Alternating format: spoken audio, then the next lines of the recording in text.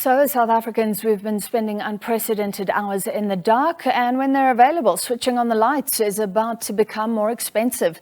The Energy Regulator, as we've been reporting, granting Eskom a hike of more than 18.5% for the next financial year. That is less than the 32% that Eskom had in fact asked for. Now, the Premier of the Western Cape, Winde, says Nersa's decision will contribute to the hardship of residents in the Western Cape. He says that the province needs to become independent of Eskom.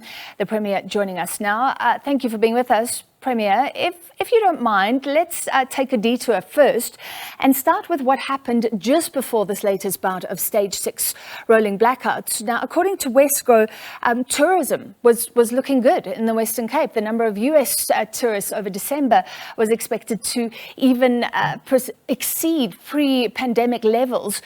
Passenger volumes around 77%. Let's start there. How good was it in terms of the festive season? And I say, despite load shedding, I think it's been an outstanding recovery. And really, it's been, you could see those SMMEs coming back. You could feel the energy in the region. And when I say it's Cape Town, but it's also our coastal towns, you could really see this season, it was a recovery season for tourism. I mean, just a year ago, we were on red lists, and right now we've got airlines flying in, 192 direct flights into Cape Town per week, cruise lines coming back again, local tourists from across South Africa really coming to all of our towns and our city, and it really has been very, very good, despite load shedding levels. They were hard for people, especially international guests, to understand. But the one good thing is Cape Town able to mitigate at least one and sometimes two levels of load shedding. But yeah, it's been a good recovery. However, those rolling blackouts have been ramped up in recent days. What does stage 6, the intensity of the problem, mean right now? So, I mean, stage 6, and I think this is where I think Nersa is totally devoid of understanding the real impact on the ground. How are citizens at the moment feeling, and what is the impact of the levels of load shedding, and then this double whammy when it comes in with this massive, way in excess of inflation increase. I can see the pressure on our system in the adjustment budget. We had to put in more funding, another 25 million rand in this province for feeding schemes through our social development department, because too many people are presenting at our hospitals with malnutrition as an underlying cause of whatever they're coming to see or seek medical care for. We really can feel the impact of 2 years of a pandemic.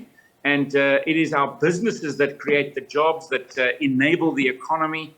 And it is those very SMME businesses that are not able to open their doors, not able to trade at level 6 load shedding. It's absolutely devastating for the employment rate, or should I say now, the increasing unemployment rate. And I think this is a trigger that could push us into a severe recession. So it really bothers me that Nersa does not seem to understand the impact of such a huge increase. Again, also, I think the other side of the coin is that the people that pay, the municipalities that pay, they are the ones that are being punished, because the ones that don't pay are going to continue not paying.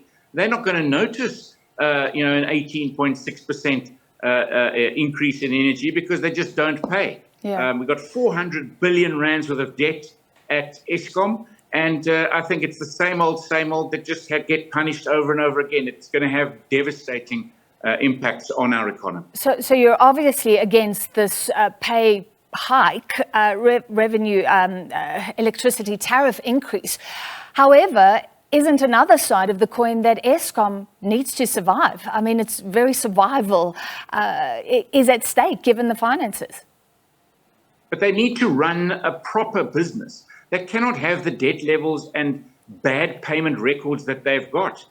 No business can survive that kind of management. And of course, government themselves are supposed to be, this is a state-owned enterprise. Where is government at the moment, and where has government been other than promises for 15 years? Your question is, what should citizens do? Well, quite frankly, this should be an early election, and let's change the government, because you cannot have another State of the Nation address where we hear more promises and nothing changes.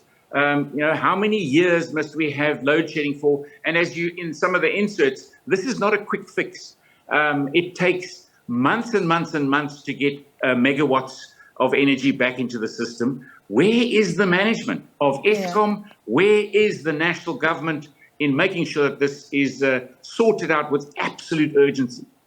Let's talk about what you're doing as a province. You said you've managed to mitigate some of the levels of load shedding.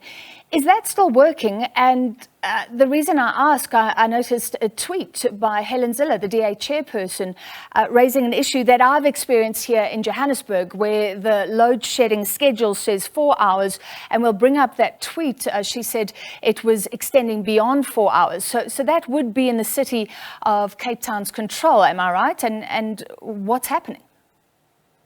So when we mitigate because we've got some embedded generation. We've got about 3,000 households and small businesses that have already put their own energy sources in place. And then the big factor is a battery system, which is the Steenbros hydro plant. But of course, you need power to pump up or refill the battery, and then you will use the battery. And when there's ongoing level 6, sometimes that becomes very difficult to make sure that the battery is full all the time.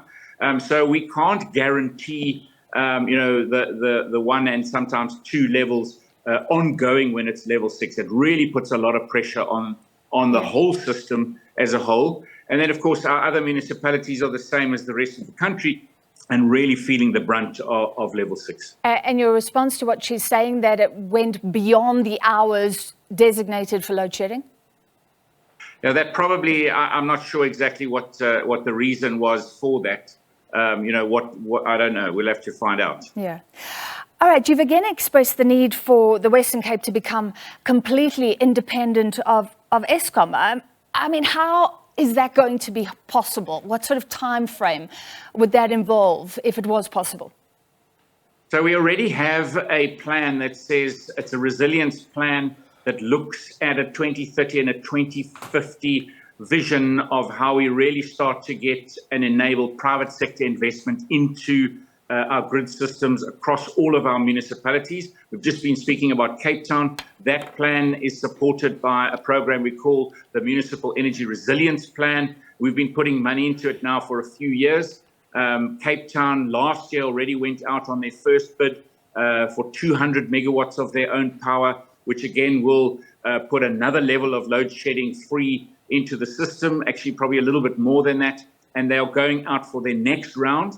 Our other municipalities like Stellenbosch, Mossel Bay, Saldanha Bay, George, they are also preparing their bid processes for private sector investment into the 100 megawatt space. But now I've got a team together. We met yesterday and I said to them, the problem that we've got is these are long-term mitigations. What must the 2023 plan be? Because the Eskom projections are that load shedding will be worse this year than they were last year. And I think last year's load shedding at 3,600 hours or 200 days of the 365 days experienced some form of load shedding. That's untenable. And if it's going to be worse, then again, that says what are the knock-ons for inflation? What are the knock-ons for recession? And so what can we do urgently? What are the other urgent interventions? I don't want to say right now what those plans are. We've got specialists out busy looking at it. And hopefully within the next 7 to 10 days, we'll be able to look at the next iteration of what it is that we can, whether it's load curtailment, whether it's different balancing plans, and whether it is getting emergency power into the province via our municipalities as quickly as possible. We have to now mitigate.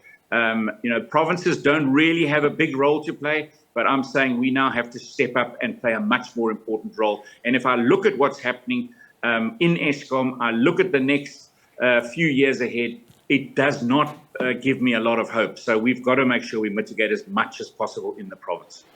All right, we'll wait and see what fruits come of that. Thank you very much. That was Winde, the Premier of the Western Cape. We take a short break, lots more to come on The Full View.